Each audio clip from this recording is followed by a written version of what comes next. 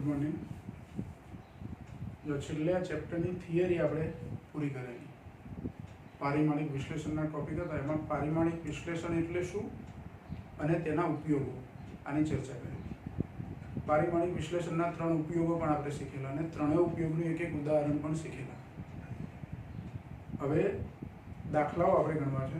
એમાં ઉદાહરણની અંદર 2 દાખલા આપણા બાકી છે જે પારિમાણિક વિશ્લેષણના ઉપયોગને લગતા છે.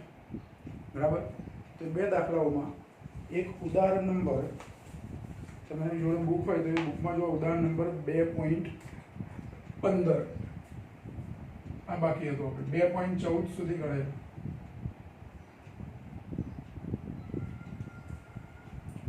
ઉદાહરણ 2.15. તો એમાં એક સમીકરણ આપ્યું છે કે આપેલ સમીકરણ પારિમાણિક દ્રષ્ટિએ સાચું છે કે નહીં તે ચકાસો. સૂત્ર આપ્યું છે હાફ mv² બરાબર mgh. આવું સૂત્ર આપ્યું છે, હાફ mv² બરાબર mgh. હવે આ સૂત્ર પારિમાણિક દ્રષ્ટિએ સાચું છે કે નહીં એ નક્કી કરવાનું. આને હું નંબર 1 આપી દઉં, અથવા નંબર ના આપો તો પણ કંઈ વાંધો નહીં. આ પ્રશ્નમાં આપ્યું છે. હવે આ સૂત્રમાં બધી ભૌતિક રાશિઓ કઈ છે આપણને ખબર હોવી જોઈએ કે કઈ સંજ્ઞા એ કઈ ભૌતિક રાશિ દર્શાવે છે. m એ દળ છે બંને બાજુ, પછી અહીંયા v એ વેગ છે, g એ પૃથ્વીનો ગુરુત્વ પ્રવેગ છે અને h એ ઊંચાઈ છે. હવે આપેલું સમીકરણ પારિમાણિક દ્રષ્ટિએ સાચું છે કે ખોટું એ નક્કી કરવા માટે શું કરવાનું? તો ડાબી બાજુના પરિમાણ લખવાના, જમણી બાજુના બધી ભૌતિક રાશિઓના પરિમાણ લખવાના, અને ડાબી અને જમણી બાજુના પરિમાણ એટલે કે એના પારિમાણિક સૂત્રો સરખા થાય તો આપેલું સમીકરણ પારિમાણિક દ્રષ્ટિએ સાચું છે એવું કહેવાય. તો આના ઉકેલમાં આપણે લખીએ કે ડાબી બાજુમાં હાફ mv² નું પારિમાણિક સૂત્ર બરાબર. હવે જુઓ, હાફ mv² માં 1/2 સહગુણક છે, એને પારિમાણિક સૂત્રમાં લેવાય નહીં. એટલે આપણે ખાલી m અને v² નું લખવાનું. તો m એ દળ છે તો દળનું પારિમાણિક સૂત્ર લખી દઈએ. દળ માટે સૂત્ર છે આપણી જોડે m1 l0 t0, અને એની પર કોઈ ઘાતાંક નથી, m ઉપર એક જ ઘાત છે. પણ v નું પારિમાણિક સૂત્ર લખીએ, એમાં 2 ઘાત છે.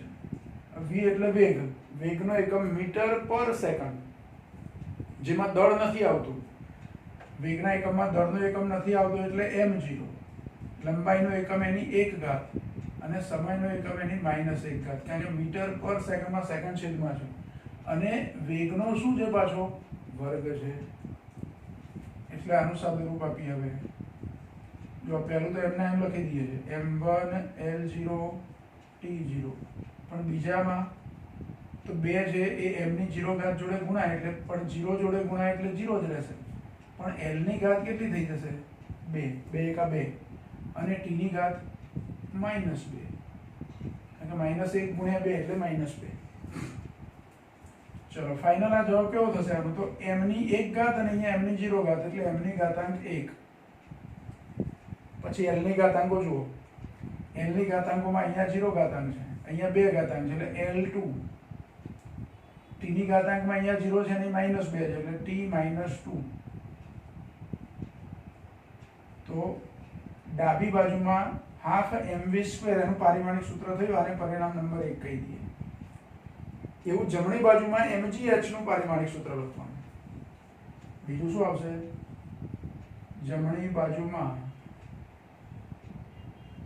mgh નું પારિમાણિક સૂત્ર બરાબર. હવે જે m એટલે દળ છે, દળ માટે m1 l0 t0, પછી g એ ગુરુત્વ પ્રવેગ છે એટલે પ્રવેગનું પારિમાણિક સૂત્ર લખવાનું. પ્રવેગ એટલે મીટર પર સેકન્ડ સ્ક્વેર એકમ થાય એનો, એટલે m0 l1 t -2, અને બધા પર એક એક ઘાત છે જુઓ, એટલે કૌંસ બહાર કોઈ ઘાતાંક આવશે નહીં. અને h એ ઊંચાઈ અથવા લંબાઈ છે એટલે m0 l1 t0. હવે સરખા આધાર પર ઘાતાંકોનો સરવાળો, ત્રણે કૌંસમાં તમે જોશો તો m ની 1 ઘાત, m ની 0 ઘાત, m ની 0 ઘાત, એટલે 1 + 0 + 0 એટલે m ની 1 ઘાત. પછી l ની ઘાતાંક, l ની 0 ઘાતાંક, l ની 1 ઘાતાંક, અહીંયા પણ l ની 1 ઘાતાંક, એટલે 1 ને 1 2 એટલે l2. t ની ઘાતાંક, અહીં 0 છે, અહીં -2 છે, અને અહીંયા 0 છે એટલે -2, t -2. આ પરિણામ નંબર 2. 1 અને 2 કેવા થયા? તો સરખા. એટલે નીચે શું લખવાનું કે પરિણામ 1 અને 2 પરથી કહી શકાય કે આપેલ સમીકરણ એટલે કે હાફ mv² બરાબર mgh પારિમાણિક દ્રષ્ટિએ યથાર્થ છે અથવા સત્ય છે અથવા સુસંગત છે. બરાબર? તો પરિણામ 1 અને 2 પરથી કહી શકાય. નીચે લખીએ આપણે પરિણામ 1 અને 2 પરથી કહી શકાય કે આપેલ સમીકરણ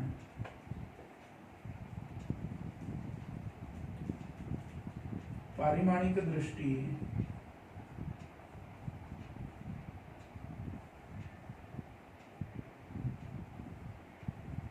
યથાર્થ અથવા સુસંગત છે. કેમ કે બંને સરખા થયા, m1 l2 t - 2, અહીં પણ m1 l2 t - 2. ગમે તે એક જુદું પડે તો યથાર્થ નથી એવું કહેવાય. ગમે તે એક મતલબ કે આમાં m l t ની જેવી ઘાતાંકો છે એના કરતાં ગમે તે એકમાં આના કરતાં જુદી પડે તો એ યથાર્થ નથી. હવે જો હું એવું માનું છું કે તમારે આ 2.15 ઉદાહરણ ગણ્યું એટલે પારિમાણિક યથાર્થતા ચકાસવા માટે તમે ક્લિયર થઈ ગયા છો.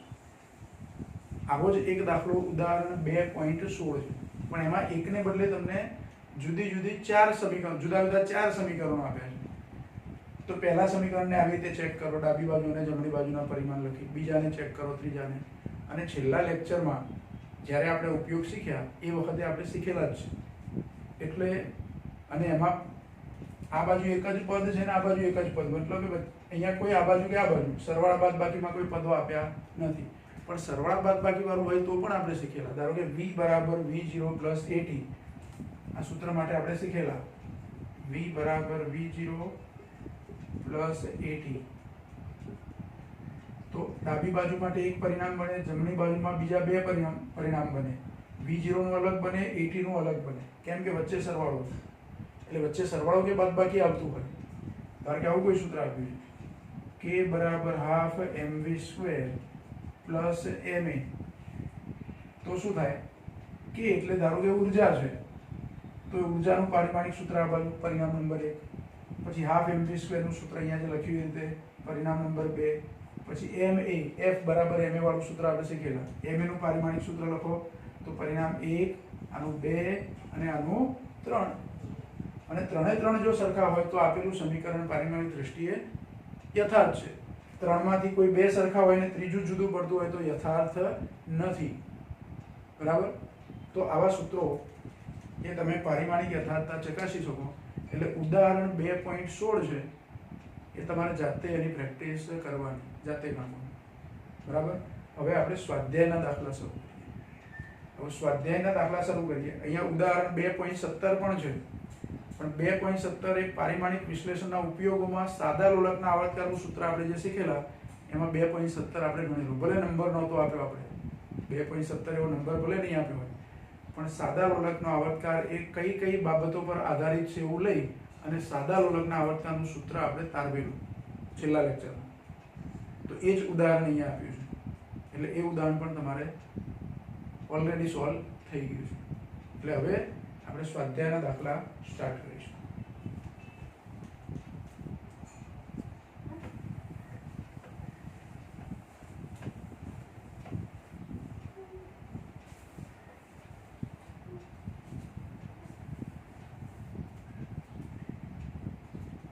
જો સ્વાધ્યાયની અંદર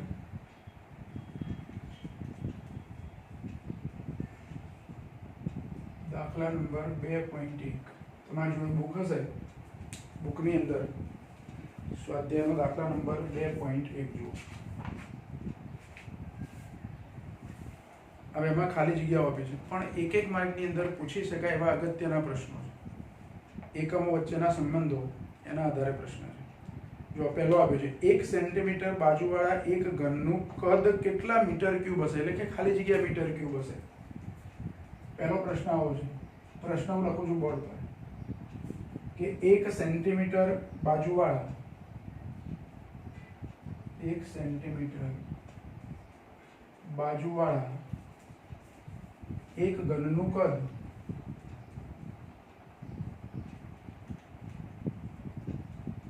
ખાલી જગ્યા મીટર ક્યુબ હશે. ખાલી જગ્યા મીટર ક્યુબ જેટલું હશે એવું લખ્યું છે. મીટર ક્યુબ જેટલું હશે.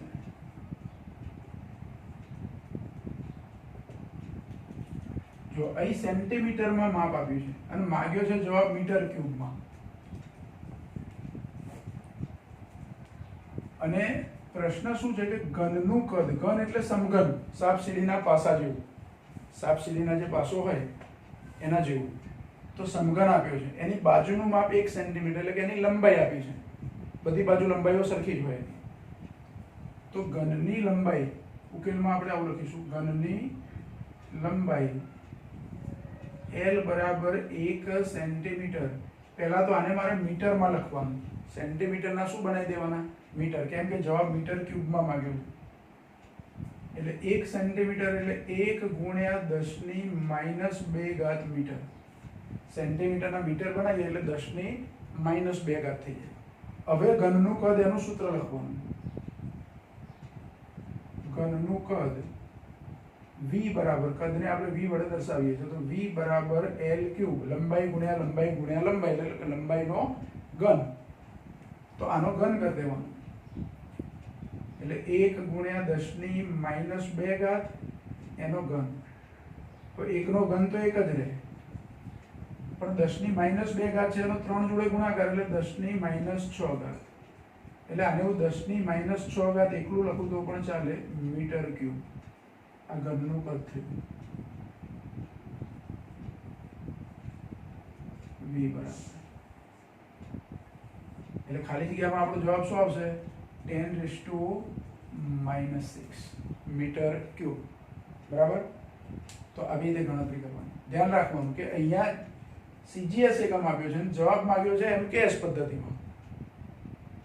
એટલે પહેલા તો એકમ પરિવર્તન આપણે કરવું પડે કે MKS માં જવાબ માંગ્યો હોય તો પહેલા જે મૂલ્યો આપ્યા હોય તે MKS માં લખી દેવાનું, અને પછી સૂત્રનો ઉપયોગ કરી અને જે સૂત્ર આવતું હોય એનાથી ગણતરી કરવાની. જો પછી બીજો પ્રશ્ન આપ્યો છે કે 2 સેન્ટીમીટર ત્રિજ્યાના અને 10 સેન્ટીમીટર ઊંચાઈ ધરાવતા નક્કર નળાકારનું પૃષ્ઠ ક્ષેત્રફળ ખાલી જગ્યા mm² જેટલું હશે. બીજો પ્રશ્ન છે,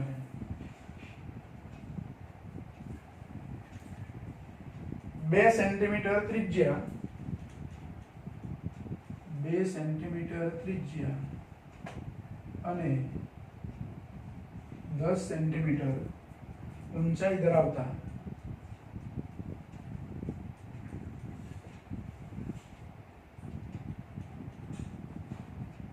નક્કર નળાકારનું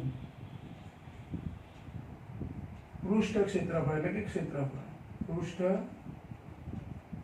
ક્ષેત્રફળ બરાબર ખાલી જગ્યા mm², આવું લખ્યું જેટલું હશે.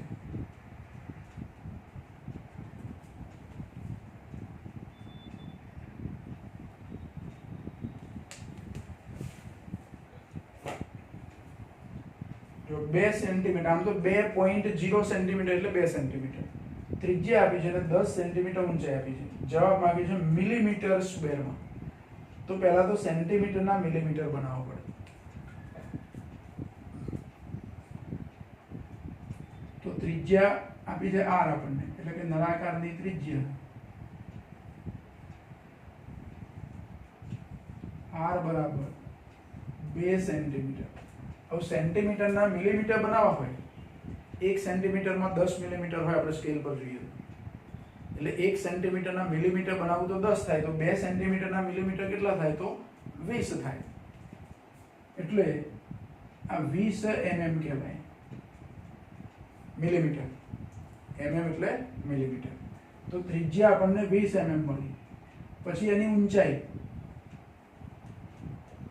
નળાકારની ઊંચાઈ h બરાબર, હવે ઊંચાઈ h લઈએ આપણે તો ઊંચાઈ 10 સેન્ટીમીટર આપી છે. 1 સેન્ટીમીટરના 10 mm થાય તો 10 સેન્ટીમીટરના કેટલા mm થાય તો 100 થાય, ગુણ્યા 10 કરી દેવાનું, એટલે અહીંયા 100 mm h બરાબર, એટલે r અને h મળી ગયા આપણને. હવે નળાકારની કુલ સપાટીનું ક્ષેત્રફળ, બંધ નક્કર નળાકાર છે, પેન જેવો આકાર, એની વક્ર સપાટીનું ક્ષેત્રફળ વત્તા બે બાજુઓની આડછેદો જે છે એના વર્તુળાકાર એનું ક્ષેત્રફળ, તો એનું કુલ ક્ષેત્રફળ લેવાનું છે આપણે. નળાકારનું પૃષ્ઠ ક્ષેત્રફળ બરાબર વક્ર સપાટી માટે 2πrh લેવાય પ્લસ બે બાજુના વર્તુળાકાર માટે 2πr² લેવાય, અને આમાંથી જે કોમન નીકળે કાઢવું હોય તો 2πr કોમન નીકળે, 2πr કૌંસમાં h પ્લસ r આવી રીતે પણ લખી શકાય. અને હવે કિંમતો મૂકી દેવાની, 2 ગુણ્યા 3.14, r નું મૂલ્ય આપણે લીધું છે 20 mm, આ બધું mm માં છે ધ્યાન રાખો, કૌંસમાં h નું મૂલ્ય 100 mm વત્તા r નું મૂલ્ય 20 mm. હવે આનું સાદું રૂપ આપવાનું, 3 દુ 6.28 અને 6 દુ 12, 12.56,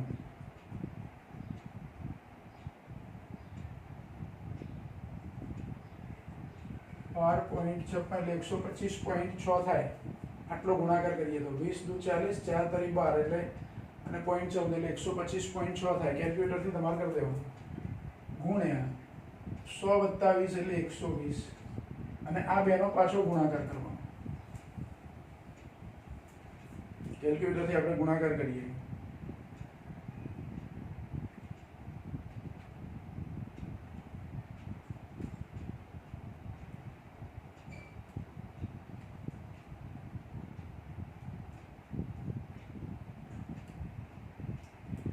એટલે 15072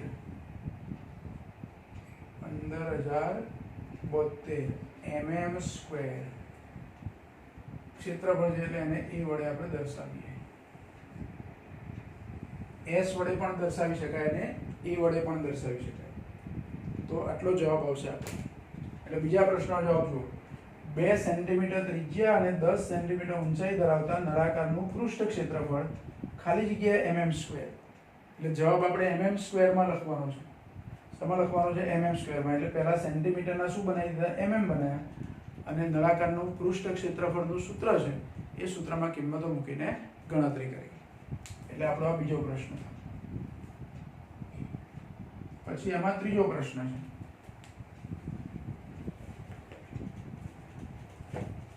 જો 18 કિલોમીટર પ્રતિ કલાકની ઝડપે ગતિ કરતું એક વાહન 1 સેકન્ડમાં ખાલી જગ્યા મીટર અંતર કાપશે.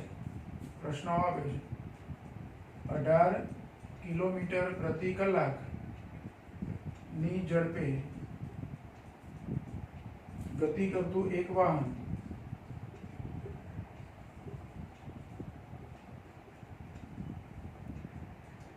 1 સેકન્ડમાં ખાલી જગ્યા મીટર અંતર કાપશે.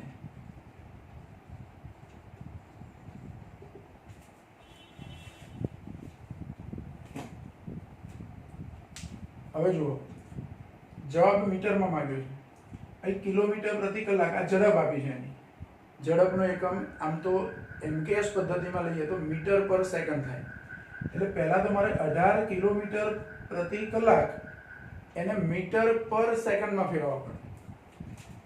એટલે આ ઝડપ આપી છે, વાહનની ઝડપ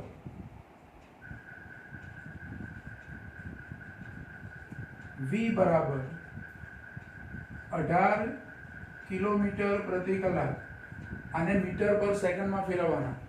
એટલે જો 18 તો એમને એમ લખી દો. હવે ધ્યાન રાખજો, કિલોમીટરના મીટર કરવા હોય તો 1 કિલોમીટરના 1000 મીટર થાય.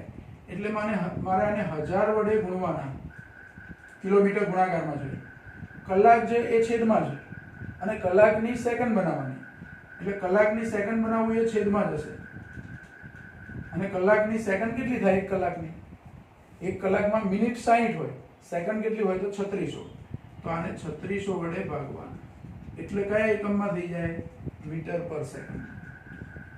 તો જો 3600 એટલે આ 2 0 કટ કરું, આ 2 0 કટ થાય, 18 દુ 36 એટલે 2 આવે, આ 2 0 કટ થયા, 18 દુ 36, 10 ભાગ્યા 2 એટલે 5, 5 મીટર પર સેકન્ડ આટલો વેગ મળે. ધ્યાન રાખો, ઝડપ અથવા વેગ મળ્યો આપણને. હજુ જે પ્રશ્ન પૂછ્યો છે એનો જવાબ મળ્યો નથી. પ્રશ્ન શું છે આપણો? કે આટલી ઝડપે ગતિ કરતું એક વાહન 1 સેકન્ડમાં કેટલું અંતર કાપશે? તો હવે આપણી જોડે સૂત્ર છે ઝડપનું, કે ઝડપ બરાબર અંતર ભાગ્યા સમય. તો અંતર બરાબર શું થાય? તો ઝડપ ગુણ્યા સમય. હવે ઝડપ કેટલી શોધી આપણે? મીટર પર સેકન્ડમાં તો 5, અને કેટલો સમય આપ્યો છે આપણને? 1 સેકન્ડમાં કેટલું અંતર કાપશે? તો 1, એટલે 5 એકા 5, 5 મીટર અંતર કાપશે. આ અંતર જે કાપ્યું હશે એ કેટલું હશે? 5 મીટર હશે. એટલે ખાલી જગ્યામાં અહીંયા જવાબ કયો આવશે? 5. એટલે આ વાહન 1 સેકન્ડમાં 5 મીટર અંતર કાપશે. તો જો 3 પ્રશ્નોના આપણા જવાબ થયા. પહેલા આટલું તમારે લખી લેવું.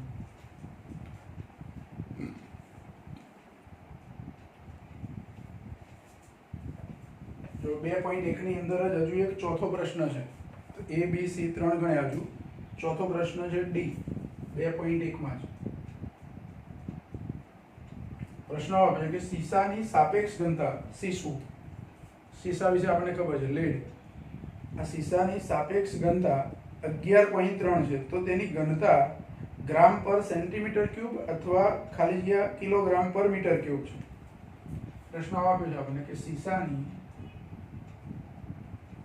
સાપેક્ષ ઘનતા 11.3 છે. તો તેની ઘનતા ખાલી જગ્યા ગ્રામ પર સેન્ટીમીટર ક્યુબ અથવા ખાલી જગ્યા કિલોગ્રામ પર મીટર ક્યુબ હશે.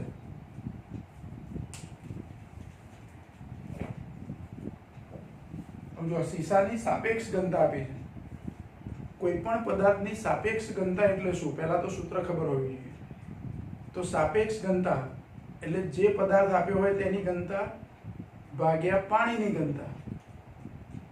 આ સાપેક્ષ ઘનતાનું આવું સૂત્ર છે. પહેલા આપણે સાપેક્ષ ઘનતાનું સૂત્ર લખીએ.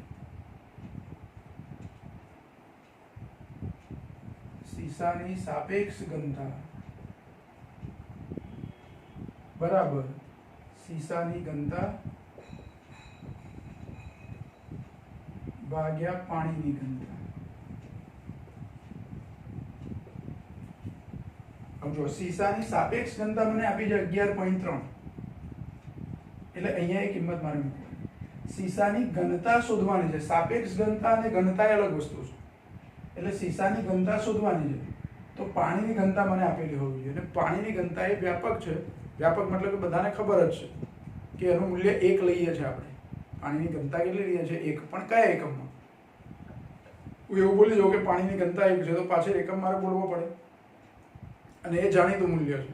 એટલે પાણીની ઘનતા તમને ના આપી હોય તો પણ એ ઘનતા એનું જાણીતું મૂલ્ય તમે લઈ શકો. એટલે પહેલા તો અહીંયા પાણીની ઘનતા લખો.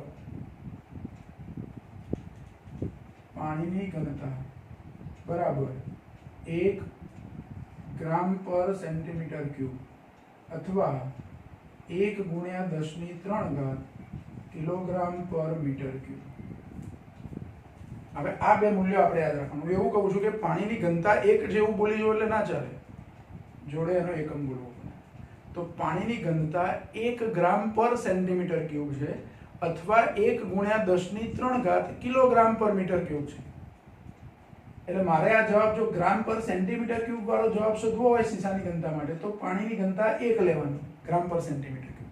અને આ બીજો જવાબ શોધવો હોય કિલોગ્રામ પર મીટર ક્યુબમાં, તો પાણીની ઘનતા 1 ગુણ્યા 10³ કિલોગ્રામ પર મીટર ક્યુબ લેવાની. બરાબર? અને અહીંથી હું સીસાની ઘનતા છે એને કરતા બનાવી દઉં તો સીસાની ઘનતાનું સૂત્ર શું થાય? તો આ પાણીની ઘનતા એ ગુણાકારમાં જતી રહે એટલે સીસાની સાપેક્ષ ઘનતા ગુણ્યા પાણીની ઘનતા. આ સીસાની ઘનતાનું સૂત્ર આવું થયું. આના જ સૂત્રમાં બે વખત કિંમત મૂકવાની. એક વખત પાણીની ઘનતા લેવાની ગ્રામ પર સેન્ટીમીટર ક્યુબમાં અને સીસાની સાપેક્ષ ઘનતા તો જે આપી છે તે બંને વખત લેવાની અને બીજી વખત પાણીની ઘનતા બદલી કાઢવાની. તો આ જવાબ આવશે સીસાની સાપેક્ષ ઘનતા 11.3 ગુણ્યા પાણીની ઘનતા કેટલી 1 ગ્રામ પર સેન્ટીમીટર ક્યુબ. જો સાપેક્ષ ઘનતાનો એકમ ના હોય એટલે મારે એકમ કોનો લખવાનો? ખાલી પાણીની ઘનતાનો. તો 11.3 ગુણ્યા 1 એટલે 11.3 ગ્રામ પર સેન્ટીમીટર ક્યુબ. અને બીજું આ ગ્રામ પર સેન્ટીમીટર ક્યુબ વાળી કિંમત ના મૂકવી હોય તો 11.3 ગુણ્યા 1 ગુણ્યા 10⁻³ એકમ કયો લખવાનો? કિલોગ્રામ પર મીટર ક્યુબ. હવે 11.3 ગુણ્યા 1 એટલે 11.3 જ થાય. 11.3 અને 10⁻³ કેટલી આવે? 3. એકમ કયો થાય? કિલોગ્રામ પર મીટર ક્યુબ. ધ્યાન રાખો, પાણીની ઘનતા CGS માં લખીએ તો 1 છે ને MKS માં લખીએ તો 10⁻³ એકને ગુણવાના એટલે કે 1 ગુણ્યા 10⁻³ એટલે એકલા 10⁻³ લખું તો એ ચાલે. હવે આની પરથી આ જવાબ કેવી રીતે આવે અથવા આની પરથી આ જવાબ કેવી રીતે આવે? જો એ સાઈડમાં એની ગણતરી કરીએ કે 1 ગ્રામ પર સેન્ટીમીટર ક્યુબ બરાબર, હવે ગ્રામના મારે શું બનાવવાના? કિલોગ્રામ. ગ્રામના અહીંયા કેજી કરવા છે તો 1 કિલોગ્રામમાં 1000 ગ્રામ હોય એટલે 1 કિલોગ્રામ બરાબર 1000 ગ્રામ થાય તો 1 ગ્રામ બરાબર 1 ભાગ્યા 1000 થાય. એટલે અહીંયા 1 તો ખરા. હવે ગ્રામના કિલોગ્રામ બનાવવા હોય તો 1 ભાગ્યા 1000 લખવાના. પછી પ્રતિ સેન્ટીમીટર ક્યુબ છે. સેન્ટીમીટરના મીટર બનાવવા હોય, સેન્ટીમીટરના મીટર 1 સેન્ટીમીટર એટલે 1 ભાગ્યા 100 મીટર. હવે 1 ભાગ્યા 100 એટલે 100 એટલે 10⁻² ઉપર જાય તો -2 એટલે -2 મીટર આવું પણ લખાય 1 સેન્ટીમીટર બરાબર. અને આ 1 ભાગ્યા 1000 છે એને હું આવી રીતે લખી શકું 10⁻³ જો 1 ગ્રામ બરાબર 10⁻³ કિલોગ્રામ આવું લખાય. 1 ભાગ્યા 1000 એટલે 10 ની કેટલી? -3. એટલે જો ગ્રામના મેં કિલોગ્રામ બનાવ્યા તો 10⁻³ થઈ ગયા. છેદમાં સેન્ટીમીટરના શું બનાવવાના? મીટર. એટલે 10⁻² મીટર પણ એની ઉપર કેટલી ઘાત છે? 3. એટલે 1 ગુણ્યા 10⁻³ તો ખરા જ ઉપર. નીચે શું થશે? 3 દુ 6 પણ -6 છે એટલે 10⁻⁶. એટલે 1 ગુણ્યા 10⁻³ ગુણ્યા 10⁶ આ -6 છે 10 ની એ ઉપર આવે તો પ્લસ થઈ જાય. હવે અહીંયા જુઓ 10⁻³ ગુણ્યા 10⁶ એટલે 10⁻³ વધે એટલે 1 ગુણ્યા 10⁻³ કયો એકમ? કિલોગ્રામ પર મીટર ક્યુબ. કારણ કે આપણે અહીંયા કેજીમાં કન્વર્ટ કર્યા અને મીટરમાં કન્વર્ટ કર્યા. કોના બરાબર? 1 ગ્રામ પર સેન્ટીમીટર ક્યુબ. તો 1 ગ્રામ પર સેન્ટીમીટર ક્યુબ એટલે 1 ગુણ્યા 10⁻³ કિલોગ્રામ પર મીટર ક્યુબ. આ 1 ગુણ્યા ના લખવું હોય તો એટલું લખી શકો 10⁻³ કિલોગ્રામ પર મીટર ક્યુબ. બરાબર. એટલે આપણે પાણીની ઘનતા CGS માં લખી ત્યારે 1 લખીને MKS માં લખી ત્યારે 10⁻³ વડે ગુણી કાઢે. તો એક વખત આનો ઉપયોગ કરવાનો છે, એક વખત આનો ઉપયોગ. ગ્રામ પર સેન્ટીમીટર ક્યુબમાં લઈએ સીસાની ઘનતા તો 11.3 ગ્રામ પર સેન્ટીમીટર ક્યુબ થાય. કેજી પર મીટર ક્યુબમાં લઈએ તો 11.3 ગુણાકારમાં 10⁻³ એટલે પહેલી ખાલી જગ્યામાં જવાબ આવશે 11.3 જ ખાલી. આ 11.3 અને બીજી ખાલી જગ્યામાં જવાબ આવશે 11.3 ગુણ્યા 10⁻³. અને ઘનતાના બે એકમો વચ્ચેનો સંબંધ આવી રીતે આપણે તૈયાર કરી શકીએ. બરાબર.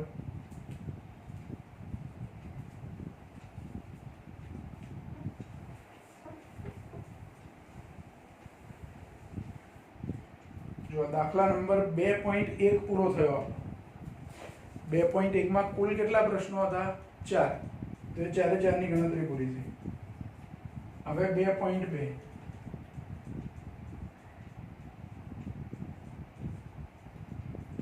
એમાં એકમોના યોગ્ય પરિવર્તન દ્વારા ખાલી જગ્યા પૂરો.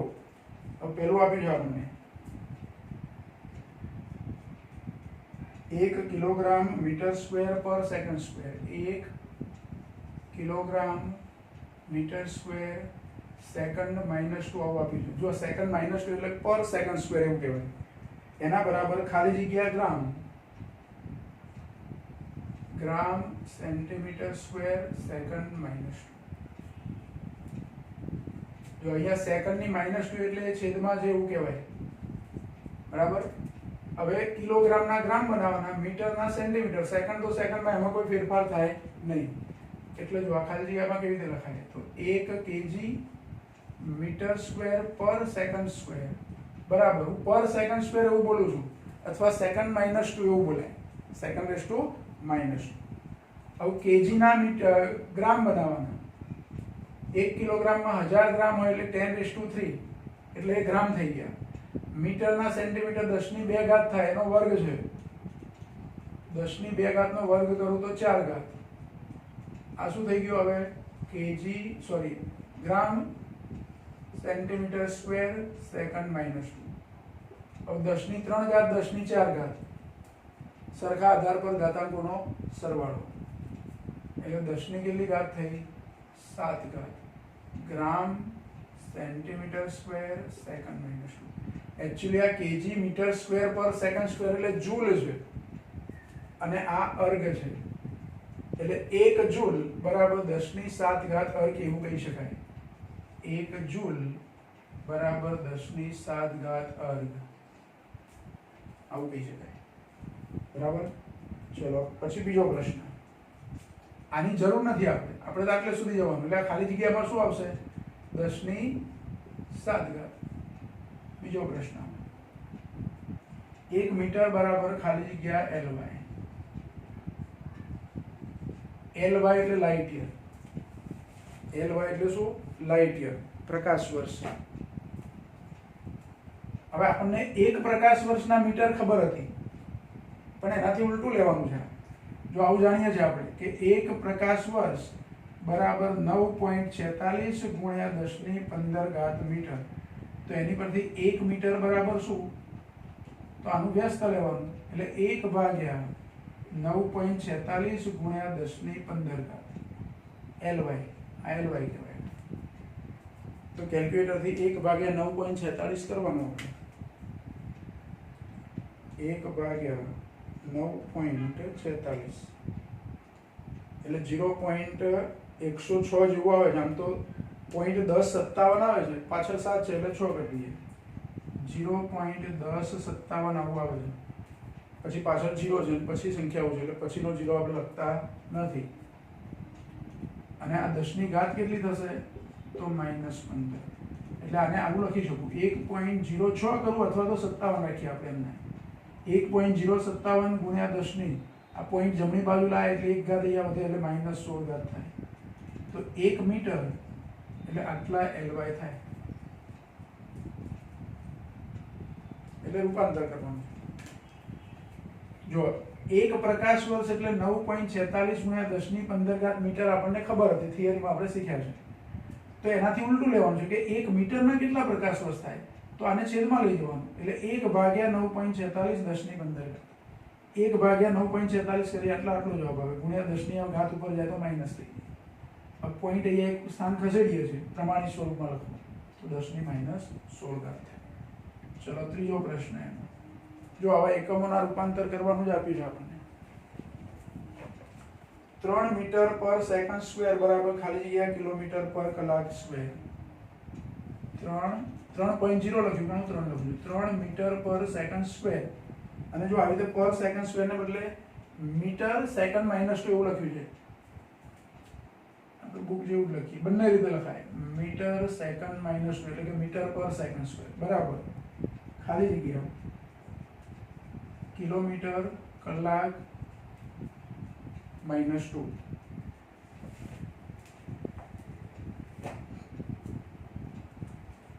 હમણાં જો આપણે કિલોમીટર પ્રતિ કલાક હતું, એનું મીટર પર સેકન્ડ ફેરવેલું એ વેગ ઝડપ માટે હતું. અહીંયા પ્રવેગનો એકમ છે, મીટર સેકન્ડ -2 એટલે પ્રવેગનો એકમ છે, એટલે અહીંયા કિલોમીટર અવર -2. તો આમાં ફેરવવાનું છે, તો 3 મીટર સેકન્ડ માઇનસ 2 બરાબર 3 તો લખી જ દેવાના. હવે મીટરના કિલોમીટર કરવાના છે એટલે 1/1000 એટલે 10⁻³ ઘાત એટલે ગુણ્યા 10⁻³ ઘાત. સેકન્ડના કલાક કરવાના છે પણ સેકન્ડ ક્યાં હતા છેદમાં, જો ધ્યાન રાખો અહીંયા 1/second² છે. એના કલાક કરવાના તો 1/ સેકન્ડના કલાક કરવાના છે. કલાકની સેકન્ડ નથી કરવાની, સેકન્ડના કલાક કરવાના છે. 1 સેકન્ડ બરાબર 1/3600 કલાક આવું થાય. 1 સેકન્ડ બરાબર શું થાય? 1/3600. તો અહીંયા સેકન્ડ છે તો 1/3600 એનો વર્ગ. હવે આ છેદનો છેદ થયો અંશમાં જાય એટલે 3600 નો વર્ગ અંશમાં અહીંયા મારે લખવાનો, કારણ કે આ કલાક સ્ક્વેર છે -2 છે એટલે છેદમાં છે એટલે છેદમાં એ લાવવાનું છે. એટલે ટૂંકમાં આ સંબંધ યાદ રાખો તમે. 1 સેકન્ડ હોય તો 1/3600 કલાક થાય. તો અહીંયા સેકન્ડ જે છેદમાં હતા આવી રીતે, તો સેકન્ડની જગ્યાએ કલાક કરવા હોય તો 1/3600 કરવા પડે અને 1/3600 એનો વર્ગ. હવે આ 1/second² હતા પણ એવું રાખવું તો અહીંયા આ અંશ કહેવાય, આ છેદમાં છેદનો છેદ ક્યાં જાય અંશમાં એટલે 3600 નો વર્ગ ઉપર આવશે. આવું થશે. હવે આનું સાદુરૂપ આપવાનું. હવે જો થોડુંક સહેલું બનાવવા માટે આપણે શું કરીએ તો 3 × 10⁻³ ઘાત તો ખરી. 3600 એટલે 36 × 100 આવું લખી શકું અને એનો વર્ગ, અને 100 એટલે 10⁻² ઘાત લખાય. 10⁻² ઘાતનો વર્ગ કરું એટલે 10⁻4 ઘાત એ અલગ લખી દઉં. તો 3 × 10⁻³ ઘાત તો ખરી, પછી 10⁻4 ઘાત આ વર્ગનો વર્ગ એટલે હવે 36 નો વર્ગ કરવાનો આપણે. 36 × 36 36 × 36 એટલે 1296. 36 નો વર્ગ કેટલો? 1296. એનો 3 જોડે ગુણાકાર પાછો એટલે 1296 × 3 એટલે 3088. તો 3888 આ બેનો ગુણાકાર કર્યો પછી આ ઘાત કેટલી થાય તો -3 જેને +4 છે એટલે ગુણ્યા 10⁻1 ઘાત. હવે આને પ્રમાણિત સ્વરૂપમાં મારે લખવું હોય તો 3.888 ગુણ્યા 10⁻4 ઘાત થશે, અથવા 3888 જેની પાછળ 1 0 એટલે 38800. એકમ કયો થયો? કિલોમીટર કલાક -2. આ 3 મીટર/સેકન્ડ² બરાબર 3 મીટર સેકન્ડ -2. આના બરાબર આટલો જવાબ થયો. એટલે આપણે ખાલી જગ્યા જે પૂછી છે એમાં 38880 આટલો જવાબ આવશે.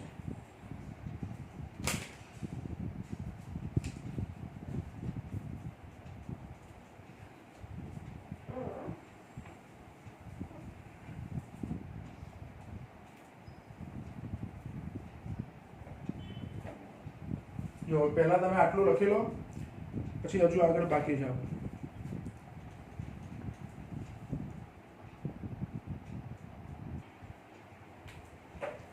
જો પછી 2.2 ની અંદર જ હજુ એક ચોથો પ્રશ્ન છે આપણો.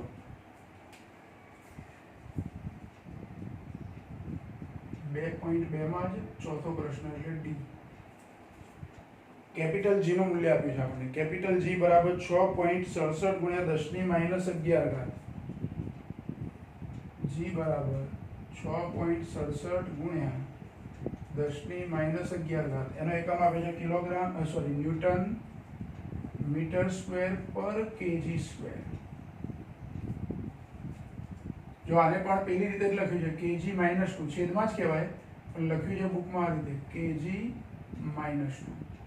બરાબર ખાલી જગ્યા સેન્ટીમીટર ક્યુબ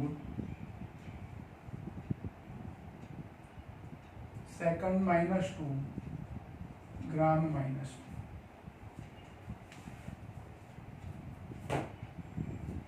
ટૂંકમાં આ એકમ જે આપ્યો છે એ MKS પદ્ધતિમાં આપ્યો છે અને આ એકમ આપ્યો છે CGS માં. એટલે MKS માંથી CGS માં મૂલ્યને આપણે કન્વર્ટ કરવાનું. જો પહેલા તો 6.67 ગુણ્યા 10⁻11 ન્યૂટન મીટર સ્ક્વેર પર kg સ્ક્વેર એટલે કે kg -2 બરાબર આ એકમોને હું પહેલા મૂળભૂત એકમમાં ફેરવી દઉં. એટલે આ બે તો મૂળભૂત છે પણ આ ન્યૂટન છે એ મૂળભૂત એકમ નથી એટલે એને મૂળભૂતમાં ફેરવવાનું. હજુ આપણે MKS નું CGS નથી કરતા, ખાલી મૂળભૂત જ એકમમાં લઈ આવીએ એને, કારણ કે અહીંયા બધા મૂળભૂત એકમો. એટલે ન્યૂટનને બદલે આવું લખી શકું 6.67 ગુણ્યા 10⁻11 એમને એમ રાખવાનું. ન્યૂટનને બદલે શું લખીએ છીએ આપણે તો કિલોગ્રામ મીટર સેકન્ડ -2 પછી અહીંયા મીટર સ્ક્વેર kg -2. એટલે હવે જો આ એકમનું સાદું રૂપ ખાલી તો 6.67 ગુણ્યા 10⁻11 kg ની 1 ઘાત છે ને અહીંયા kg ની -2 ઘાત છે એટલે kg ની -1 ઘાત રહેશે. પછી મીટર છે અને મીટર સ્ક્વેર એટલે મીટરની 3 ઘાત થશે અને પહેલું અહીંયા સેન્ટીમીટર છે તો એને અનુરૂપ લંબાઈનો એકમ પહેલા લખું મીટર ક્યુબ. જો અહીંયા સેન્ટીમીટર ક્યુબ છે મીટર ક્યુબ થઈ જાય. સેકન્ડ -2 છે તો અહીંયા પણ સેકન્ડ -2 જ છે. ગ્રામ -1 તો અહીંયા kg -1. પહેલા આપણે શું કામ કર્યું ધ્યાન રાખો છો. MKS નું CGS માં ભલે કન્વર્ટ કરવાનું છે પણ MKS નું MKS જ રાખ્યું પણ મૂળભૂત એકમોના સ્વરૂપમાં લઈ આવે, લંબાઈ દળ અને સમયના એકમના સ્વરૂપમાં. હવે આ મીટરના સેન્ટીમીટર બનાવવાના, કિલોગ્રામના ગ્રામ બનાવવાના. સેકન્ડ તો સેકન્ડ જ રહે, 1 સેકન્ડ એટલે 1 સેકન્ડ જ થાય, CGS માં હોય કે MKS માં. સેકન્ડના કોઈ ફેરફાર નહીં. એટલે હવે 6.67 ગુણ્યા 10⁻11 મીટરના હું સેન્ટીમીટર કરું તો 1 મીટર એટલે 100 સેન્ટીમીટર થાય, 100 અને 100 એટલે 10⁻². એટલે અહીંયા ગુણ્યા 10⁻2 પણ એની ઉપર પાછો મીટરનો ઘન છે. સેકન્ડમાં કોઈ ચેન્જ નહીં. કિલોગ્રામના ગ્રામ બનાવું તો 10⁻3 1 કિલોગ્રામના ગ્રામ બને એટલે ગુણ્યા 10⁻3 એની પર કેટલી ઘાત -1 ઘાત. હવે આ બધું જે રૂપાંતર કરીએ કયા એકમમાં બની ગયું? સેન્ટીમીટર ક્યુબ સેકન્ડ -2 ગ્રામ -1. હવે 6.67 ગુણ્યા 10⁻11 ગુણ્યા આ 3 દુ 6 એટલે 10⁻6 ઘાત થાય ગુણ્યા 3 એકા 3 પણ આ -1 છે એટલે ઘાત માઈનસ થઈ જાય એટલે 10⁻3 ઘાત થાય. હવે જુઓ 11 માઈનસ છે અને 3 પણ માઈનસ છે એટલે 11 ને 3 14 -14 અને આ +6 એટલે કે 14 માંથી 6 બાદ કરવાના. 8 ને 6 14 પણ કેવા 8 વધે તો -8 વધે 10 ની ઘાત. એટલે 6.67 ગુણ્યા 10⁻8 ઘાત કયા એકમમાં લખાયું? સેન્ટીમીટર ક્યુબ સેકન્ડ -2 ગ્રામ -1. આ 6.67 ગુણ્યા 10⁻11 ઘાત ન્યૂટન મીટર સ્ક્વેર પર kg સ્ક્વેર બરાબર આટલું થાય. સેન્ટીમીટર ક્યુબ સેકન્ડ -2 ગ્રામ -1. 11 ઘાત હતી એની કેટલી ઘાત થઈ ગઈ? -8. 10⁻11 ઘાત હતી એની બદલે 10⁻8. આંકડાકીય ગુણકમાં જે મૂલ્ય છે તો એનું જ રહ્યું, ખાલી ઘાતાંકમાં ફેરફાર થયો. આવા એકમનું પરિવર્તન કરીએ એટલે મોટે ભાગે આપણે ઘાતાંકમાં જ ચેન્જ થાય, બરાબર? તો આ ઘાતાંકમાં આટલો ફેરફાર થયો. એટલે આપણો સ્વાધ્યાયનો દાખલા નંબર 2.2 પણ પૂરો થયો. જો 2.1 એમાં કુલ 4 પ્રશ્નો હતા, 2.2 માં પણ 4 પ્રશ્નો. હવે આ 2.2 માં જે એકમોના પરિવર્તન છે કે MKS માંથી CGS માં કે CGS માંથી MKS માં, આવું રૂપાંતર કરવાનું તમને ખાસ આવડવું જોઈએ. ઝડપ અથવા પ્રવેગના એકમો આવશે, બળના એકમો આવશે, કાર્યના એકમો આવશે, એ બધાને MKS માંથી CGS માં, ઘનતા આવશે MKS માંથી CGS માં અથવા CGS માંથી MKS માં. આવું રૂપાંતર કરતા આવડે તો દાખલાઓ ગણવામાં તમને તકલીફ ના પડે. જે દાખલાઓ આપણે ગણવાના આગળ જતા એ દાખલાઓમાં કેવું રકમની અંદર એક મૂલ્ય MKS માં આપ્યું હોય બીજું CGS માં આપ્યું હોય તો તમે એક જ એકમમાં ફેરવ્યા વગર ગણતરી ના કરી શકો. દાખલા તરીકે બળ શોધવા માટે દળ અને પ્રવેગ આપ્યા હોય. દળ તમને ગ્રામમાં આપ્યું અને પ્રવેગ મીટર પર સેકન્ડ સ્ક્વેરમાં. ગ્રામ એટલે સીજીએસ એકમ છે દળનો અને મીટર પર સેકન્ડ સ્ક્વેર એટલે પ્રવેગનો એમકેએસ એકમ છે. તો ખાલી સીધું F બરાબર ma માં m નું મૂલ્ય ગ્રામમાં આપ્યું હોય અને પ્રવેગનું મૂલ્ય મીટર પર સેકન્ડ સ્ક્વેરમાં આપ્યું હોય ગુણાકાર કરતો તો ના ચાલે. ગ્રામમાં આપેલું મૂલ્ય કિલોગ્રામમાં ફેરવવું પડે અને પેલી બાજુ એ કિલોગ્રામમાં ફેરવ્યું એટલે એમકેએસ થઈ ગયું અને પેલી બાજુ પ્રવેગ એમકેએસમાં આપેલું.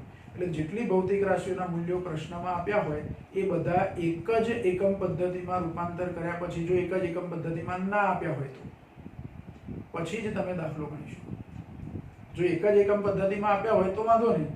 સમજો કે બધા જ મૂલ્યો તમને એમકેએસમાં આપ્યા છે. દળ અને પ્રવેગ બંને એમકેએસમાં જ આપ્યું છે. દળ કિલોગ્રામમાં અને પ્રવેગ મીટર પર સેકન્ડ તો સીધો ગુણાકાર કરતો એમકેએસમાં તમને જવાબ મળી ગયો. પછી દળ અને પ્રવેગ બંને સીજીએસમાં આપ્યા છે તો ગુણાકાર કરતો એનો F બરાબર ma પ્રમાણે જવાબ સીજીએસમાં મળશે. પણ આપણે ફિઝિક્સમાં જે ગણતરીઓ કરીએ છીએ મોટે ભાગે દાખલાઓ એમકેએસ પદ્ધતિમાં એકમો લઈને ગણતરી કરીએ છીએ. એટલે અલગ અલગ એકમમાં આપ્યું હોય ત્યારે તો ખાસ અને એક જ એકમમાં આપ્યું હોય તો એ સીજીએસમાં આપ્યું હોય તો મોટે ભાગે આપણે શામાં ફેરવીને ગણતરી કરીએ છીએ? એમકેએસમાં ફેરવીને. એટલે આવા રૂપાંતર બનાવ કરતા તમને આવડવા જોઈએ. બરાબર? તો આજનો ટોપિક અહીં સુધી આપણે સ્ટોપ કરીએ છીએ.